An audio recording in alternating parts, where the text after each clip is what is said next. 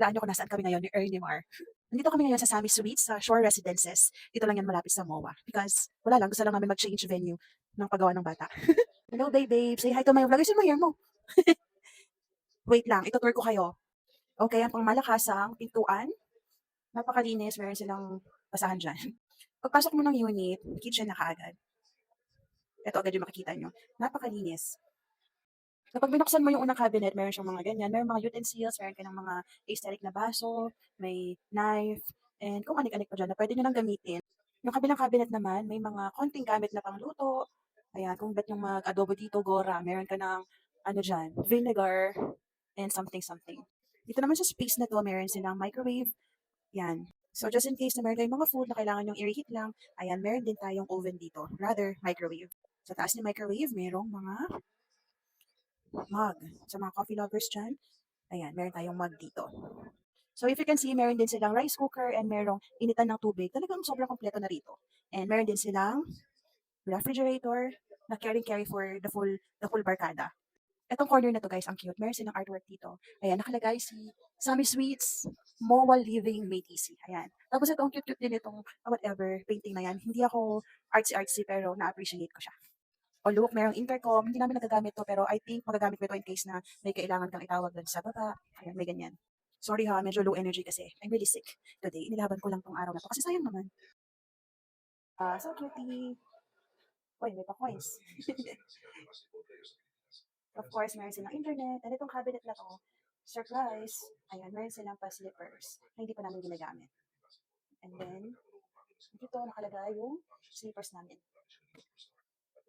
Ito yung pinaka-dining area nila. Ang cute din, no? Aesthetic ng mirror. Hi! Ayan, sakto na sa aming dalawa. Kasi dalawa lang naman kami. Ang cute, oh. And of course, merong TV. Siyempre, chill-chill ka lang dyan. And may mga... And this is my husband chilling. Babe. Hello. Pogi kong asawa. Love you.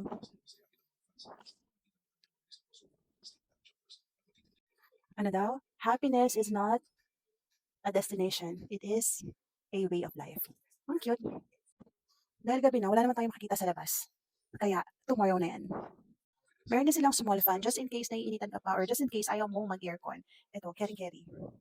And ito na, dito na namin gagawin sa baby shower. Oh, tingnan niyo naman yung kama. Sobrang inviting. Ang bango-bango pa dito, guys. Super lamig. Aesthetic. Meron pa silang pa-OOTD mirror. Dito ako magme-makeup or mag-check ng outfit, ganun. And over here, buksan natin, it's a cabinet where you can store your things. Ayan, sa amin, nailagay na namin dyan yung mga gamit namin. This is steaming iron. Just in case may mga gusto kayong damit na kailangan plansyahin, meron sila dito. Hindi ko pa pala napakita yung CR, so let's go sa CR. Maganda rin dito. Masarap mag-yaman-yamanan habang nagsha-shower.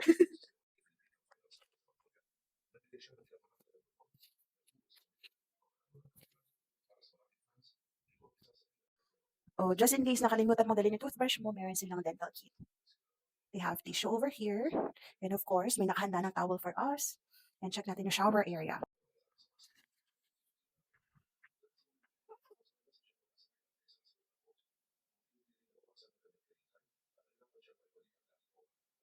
Parang may nakalimutan ako ipakita sa inyo. Gusto kong i-appreciate itong art piece na 'to.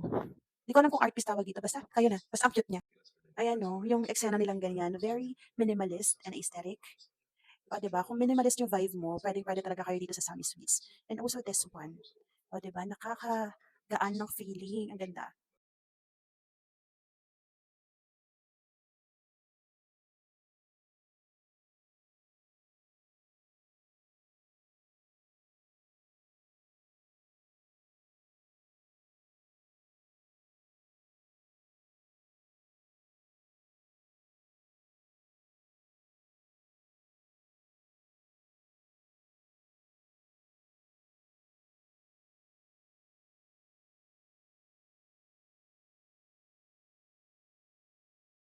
Ng staycation and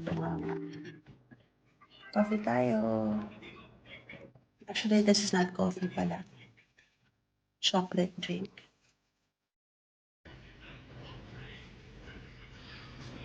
Ito yung morning dito sa Sammy Sweets. That's my husband.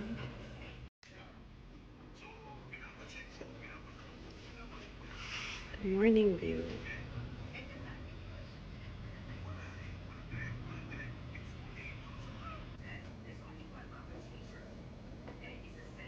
Babe, gusto mo tinapay? Babe, gusto mo tinapay? Hindi. Tapos na akong dalawa.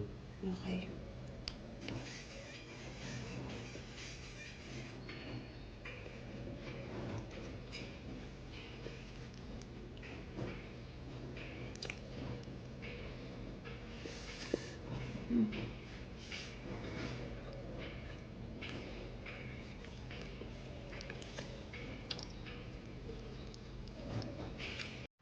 Babe.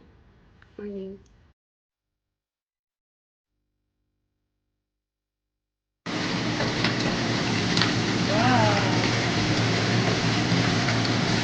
Wala kasi lasa. Gusto ko lalagyan ng lasa. Magpo-pool naman kami today. Nakapag-sunscreen ako.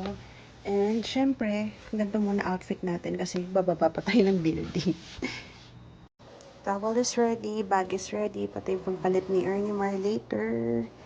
And, ayan, hinanda ko na yung damit ko pang bihis mamaya.